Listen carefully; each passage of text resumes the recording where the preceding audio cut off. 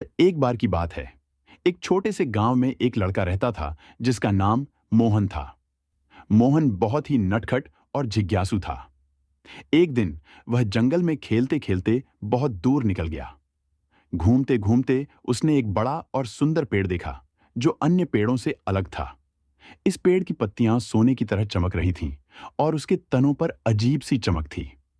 मोहन ने पेड़ के पास जाकर उसकी टहनियों को छूने की कोशिश की।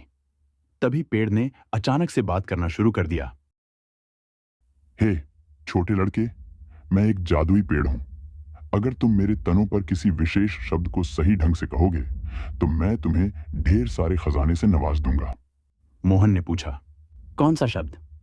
पेड़ ने कहा, तुम्हें 3 बार खुल जा सिम सिम कहना होगा, लेकिन ध्यान रखना, इसे सही तरीके से कहना होगा। मोहन ने थोड़ा सोचा और फिर पूरी ताकत से कहा, खुल जा सिमसिम। अचानक पेड़ का तना खुल गया और अंदर से ढेर सारा सोना, हीरे और माणिक चमकते हुए बाहर आ गए। मोहन की आंखें चौंधिया गईं। वह बहुत खुश हुआ और उसने जितना खजाना उठा सकता था उठा लिया।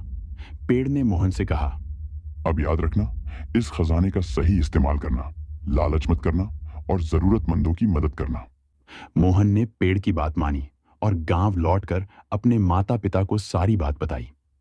उन्होंने उस खजाने से गांव के गरीबों की मदद की और अपना जीवन बेहतर बनाया।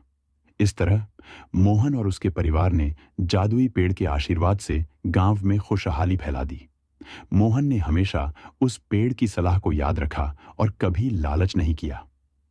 सीख: यह कहानी हमें सिखाती है कि हमें अपने जीवन में कभी लालच नहीं करना चाहिए और अगर हमारे पास कुछ विशेष चीज है तो उसका सही इस्तेमाल करना चाहिए और जरूरतमंदों की मदद करनी चाहिए।